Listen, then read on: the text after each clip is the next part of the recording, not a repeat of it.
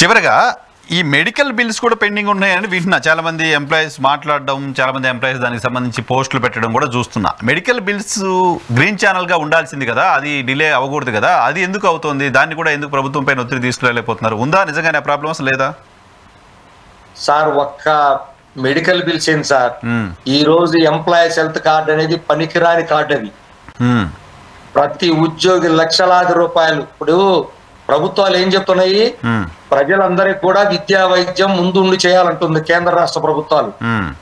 అందులో మేము కూడా భాగమే కదా. అంతేగా మరి. అయినప్పటికీ మేము డబ్బులు కడుతున్నాం, మా జోబులో డబ్బులు ఒక పక్క ప్రభుత్వానికి కడుతున్నాం, అయ్యిలాసే.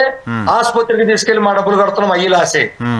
కనీసం మేము డబ్బులు 10 లక్షలు ఖర్చు పెట్టుకుంటే ₹1,00,000 వచ్చే బిల్లులు కూడా ఈ రోజు ప్రభుత్వంలో సంవత్సరాల తరబడి పెండింగ్ లో ఉన్నాయి సార్. ఈ రోజు కూడా అయ్యో దాదాపు 300 కోట్ల రూపాయలు పెండింగ్ బిల్స్ రావాలి. మీకు ఎన్ని వద్దు సార్, ఒక దారుణమైన విషయం చెప్తాను మీకు. చచ్చిపోతే మట్టి ఖర్చులు ఇస్తారు. అవును కదా. ఈ మట్టి ఖర్చులు చచ్చిపోతే ఎప్పటికి ఇస్తారు సార్? చచ్చిపోయిన రోజే కదా ఇవ్వాలి కదా స్నానం ఖర్చులు. కానీ 3-4 సంవత్సరాలుగా, ఈ 3 సంవత్సరాల నుంచి 150 కోట్ల మట్టి ఖర్చులు బిల్లులు ఉన్నాయి సార్. చెప్పండి మీరు,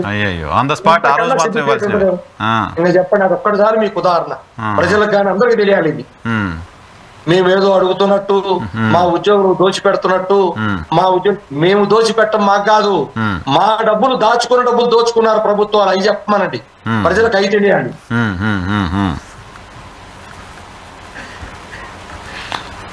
సో చూద్దాం సార్. ఇంకా ఈ మెడికల్ బిల్లుకు సంబంధించిన అంశంలో ఈ మానవతా దృక్పథంతో స్పందించాల్సింది. పైగా అది ప్రభుత్వం మీకు చేస్తున్న సాయమో లేకపోతే దానమో కాదు కదా, హెల్త్ కార్డ్స్ పనిచేయాల్సిందే. మేము డబ్బులు కడుతున్నాం నెలవారీ, ఒక్కొక్క ఉద్యోగి ఇంతని నెలకి ప్రతి ఉద్యోగి స్కేల్ ను బట్టి డబ్బు కడుతున్నాం ప్రభుత్వానికి. ఆ ప్రభుత్వం మా డబ్బులు కూడా వాడుకుంటున్నారు వాళ్ళు, ఆసుపత్రులకు ఇవ్వట్లేదు సకాలంలో. అందువల్ల వాళ్ళు వైద్యం చేయకుండా నిరాకరిస్తున్నారు. ఇప్పుడు ఆరోగ్యశ్రీ మొత్తం ఆపేస్తామని ఇచ్చారు కదా, మాది ఎంప్లాయీస్ హెల్త్ స్కీమ్ కూడా దిక్కులేదు. ఏ రోజు మాకు చేసేది ఏం లేదు. పరిస్థితుల్లో ఉన్నాం. చివరిగా ఏంటి ఉద్యోగుల జీతాల సంగతి ఏంటి? జీతాలు ఆన్ టైం వస్తున్నాయా? జీతాలకు సంబంధించి కూడా ఇబ్బందులు చూస్తున్నాం, జీతాల డిలే అవుతున్నాయి. మొదట్లో వచ్చినట్టు ఇప్పుడు మళ్ళీ రావట్లేదు కొన్ని డిపార్ట్మెంట్స్కి అని విన్నాను. అంటే గతంతో పోల్చుకుంటే మాత్రం జీతాలు 1వ తారీఖే మొత్తం వస్తాయని నేను అన్నగాని 2-3 తారీఖులైనా సరే గౌరవంగా జీతాలు పెన్షన్లు అయితే పడుతున్నాయి సార్. ఇందులో వాస్తవం ఇది. మా డబ్బులు ఇచ్చిన తర్వాతనే మిగతా వాటి ఖర్చు పెడుతున్నారు. ఆ విధమైనటువంటి నిబంధనలు ఆర్థిక శాఖ ఇవ్వడం జరిగింది. వాళ్ళు కూడా మాకు ఎప్పటికప్పుడు అప్డేట్ చేస్తున్నారు. ఒకరో కొంత ఎక్కడెక్కడన్నా చిన్న పేచీలు ఉంటే 2-3 రోజులు లేట్ అవుతాయేమో. చిన్న హడిల్స్ ఓకే, మొత్తం గ్రూప్ గా ప్రభుత్వ నిర్ణయంగా, ప్రభుత్వ డెసిషన్ గా డిపార్ట్మెంట్ 10వ తారీఖులో అయిపోతాయి. వస్తున్నాయి, ఇబ్బంది ఏం లేదు. కానీ మిగతాగా లెక్కలే కదా మనకు తేలాల్సిన అంశాలు. ప్రభుత్వంలో ఇంత పెద్ద పెండింగ్ పెట్టుకొని ఇప్పుడు రావాల్సిన 4 DAలు చెప్పాను. ఈ 4 DAలు అరియర్స్ కలిపి మళ్ళీ 10,000 కోట్లు 20,000 కోట్లు వెళ్ళిపోతాయి. అంటే మొత్తం కలిపి 40-50 వేల కోట్లు ఈ ప్రభుత్వాలు రేపు చేయగలుగుతాయా? ఒకేసారి భారం పడితే ఏం చెప్తారని భయంతో మేము అడుగుతున్నామే తప్ప ప్రభుత్వాన్ని ఏదో ఇబ్బంది పెట్టాలి, ఇరుకును పెట్టాలి అని మాకేం లేదు సార్. ఏం చెప్తా చివరిగా ముఖ్యమంత్రి గారికి, డిప్యూటీ సీఎం గారికి, భారతీయ జనతా పార్టీ కూడా కూటమిలో ఉంది, ఓ మాట చెప్పండి. ఉద్యోగ సంఘాల వైపు నుంచి అంటే మిమ్మల్ని ఎట్లా పిలవట్లేదు చర్చలకు, లేకపోతే మీరు వెళ్ళట్లేదు, అది ప్రొసీజర్ ఉంటుంది కదా త్రూ మీడియా. మీ ద్వారా మేము గౌరవ ముఖ్యమంత్రి గారు ఒకటే కోరుతా ఉన్నాం, ఉద్యోగులందరూ కూడా మేము కోరుకున్న ప్రభుత్వం వచ్చిందని చెప్పి చాలా నమ్మకంతో ఉన్నారు. మరీ ముఖ్యంగా హైయెస్ట్ ఫిట్మెంట్లు కానీ, ఉద్యోగులకు ఏ ఇబ్బందుల్లో ఉండాల్సినటువంటి అన్ని ఇబ్బందులు కానీ తీర్చినటువంటి చరిత్ర కూడా మీకుంది. రెండవది, ఇప్పుడు వచ్చినటువంటి కూటమి ప్రభుత్వంలో ఒకవైపు గౌరవ డిప్యూటీ సీఎం గారు పవన్ కళ్యాణ్ గారు ఉన్నారని, మరీ ప్రధానంగా కేంద్ర ప్రభుత్వం భాగస్వామ్యం అయింది కాబట్టి డబ్బులు తీసుకురావడంలో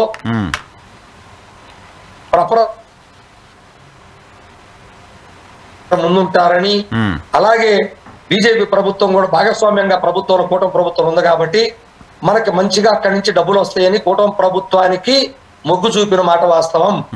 మరి అటువంటి పరిస్థితుల్లో ముగ్గురు దీనికి బాధ్యత వహించాల్సిందే. అవసరమైతే బీజేపీ వాళ్ళ నాయకులు ఎవరైతే ఉన్నారో వాళ్ళు కానీ, అదే విధంగా జనసేన ఉన్నటువంటి గౌరవ పెద్దలు కానీ అందరూ కలిసి ఉద్యోగుల యొక్క అతిపెద్ద సమస్య అయినటువంటి సమస్యల్ని పరిష్కరించడంలో వాళ్ళందరూ కూడా చొరవ చూపాలి.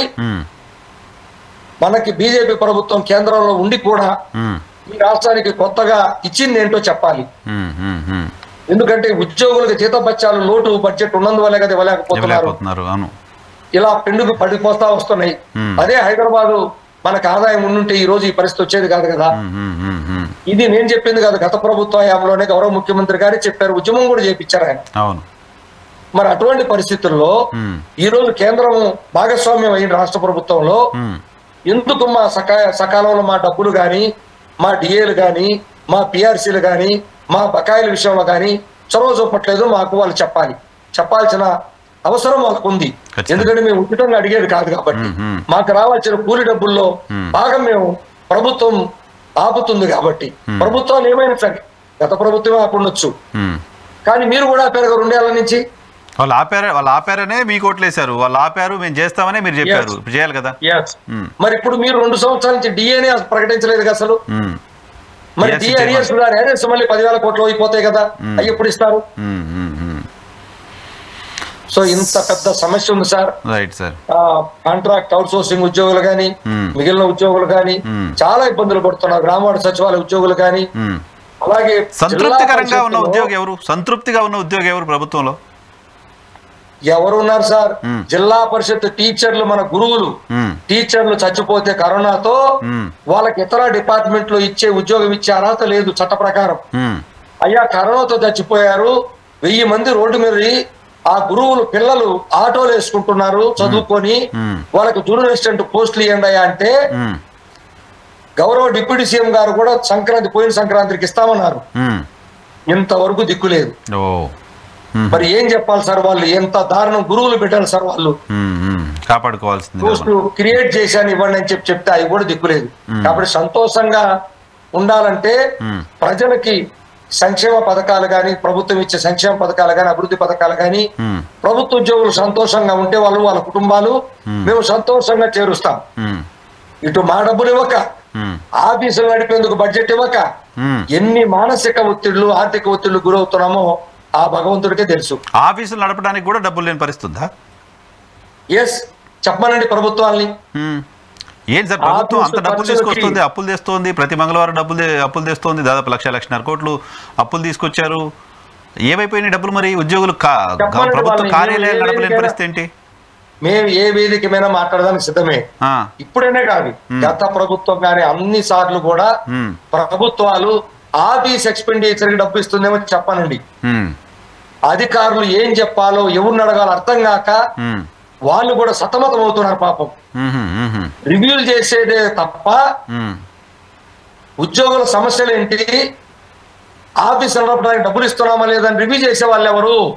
పని అయిందా లేదని రివ్యూ చేస్తున్నారు తప్ప సరిపడ నిధులు ఉన్నాయా, సరిపడ సిబ్బంది ఉన్నారా, సరిపడ మౌలిక సదుపాయాలు ఉన్నాయా, సరిపడ శిక్షణ ఇచ్చామా, ఈ 4 అంశాల మీద రివ్యూ చేసినట్టుగా చూపించమనండి ఎవరినైనా సరే. చెప్పమనండి.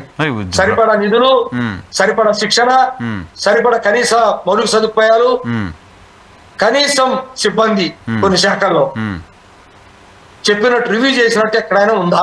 ఏ రివ్యూలైనా మరి ఎందుకు చేయలేదని చెప్పి అడిగే వాళ్ళే. చాలా ప్రైమరీ కదా, అది ఉండాలి కదా, అది ఉంటేనే కదా మొత్తం సిస్టమ్ నడిచేది అక్కడ నుంచి కదా. బాధ్యత ప్రభుత్వం అది. అక్కడి నుంచి పక్కా తప్పుకుంటున్నారు, మాకు రావాల్సిన కూలీ డబ్బుల నుంచి పక్కా తప్పుకుంటున్నారు. ఇది మా ఉద్యోగుల దీన పరిస్థితి ఈరోజు. సార్ రైట్ సార్, చూద్దాం ప్రభుత్వం రెస్పాండ్ అవ్వాలి. మరి 2 సంవత్సరాలు 1.5 year అవుతోంది, రెస్పాండ్ అవ్వాలి. ఆలస్యం అయ్యే కొద్దీ ప్రభుత్వానికి బర్డెను, చాలా మంది ఉద్యోగులు ఇబ్బందులు పడే పరిస్థితి ఉంటుంది. వాళ్ళు ఇబ్బందులు తీరుస్తామని చెప్పింది కాబట్టి సర్కారు తీర్చాలని కోరుకుందాం. Thank you very much Venkateswara గారు, మా కోసం సమయం కేటాయించినందుకు థ్యాంక్ యూ.